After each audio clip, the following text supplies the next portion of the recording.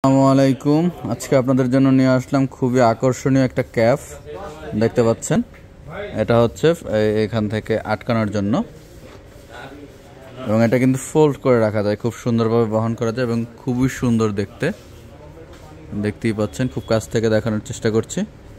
খুবই সুন্দর, এবং এটাকে চাইলে কিন্তু আপনারা ভাঁজ করে রাখতে পারবেন। এভাবে আপনারা এটাকে চাইলেই ভাঁজ করে রাখতে পারতেছেন, ফোল্ড করে।